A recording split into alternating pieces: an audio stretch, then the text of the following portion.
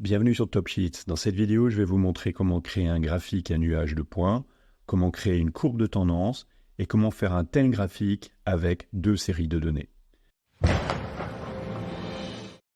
Pour créer un graphique dans Google Sheets, c'est très simple. Il faut sélectionner la plage de données et ensuite, soit avec l'icône qui se trouve ici, insérer un graphique, ou alors dans le menu en cliquant sur Insertion, puis Graphique. Un graphique est automatiquement créé. Google Sheets cherche à interpréter les données pour créer le graphique qui est le mieux adapté à la plage de données.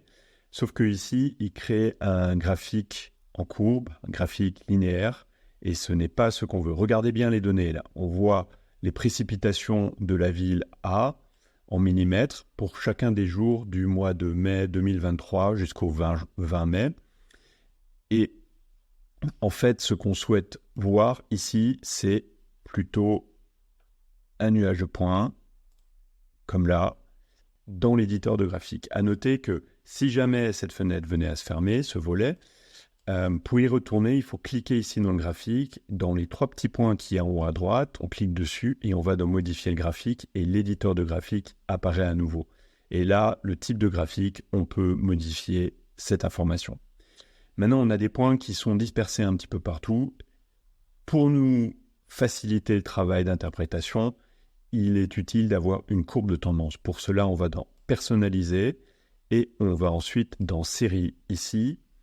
Et là, on a la possibilité de rajouter une courbe de tendance. Et là, on voit cette courbe de tendance qui est plutôt régressante. Et ce qu'on peut aussi rajouter pour faciliter l'interprétation, ce sont les barres d'erreur. Et ici, on voit les barres d'erreur. Plus on est proche de la courbe de tendance et plus les barres sont petites, et plus on est éloigné et plus les barres sont grandes, ce qui montre qu'il y a un plus grand risque d'erreur. Et donc on voit les précipitations ici et ici ne correspondent pas à ce qui est habituel sur cette période sélectionnée. Maintenant, je vais vous montrer comment créer un graphique à nuage de points avec deux séries. Donc je vais supprimer ce graphique. Ici, j'ai masqué les précipitations de la ville B. On sélectionne la plage de données, on fait insertion graphique,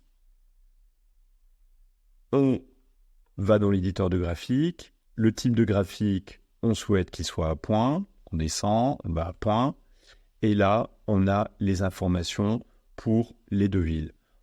On va dans Personnaliser, on va dans Série, parce qu'on souhaite insérer une courbe de tendance, et là, on voit que la courbe de tendance n'est pas la même entre la ville A et la ville B.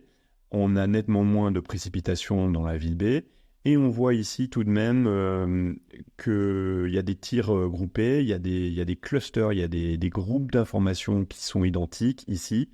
Donc on ne sait pas si la ville A ou B sont éloignées, mais en tout cas, ça peut donner une indication sur les précipitations. Voilà, vous avez appris comment créer un graphique à nuage de points. J'espère que cette vidéo vous a été utile. N'hésitez pas à regarder les autres vidéos qui apparaissent sur votre écran et à vous abonner si vous voulez apprendre d'autres astuces pour utiliser Google Sheets.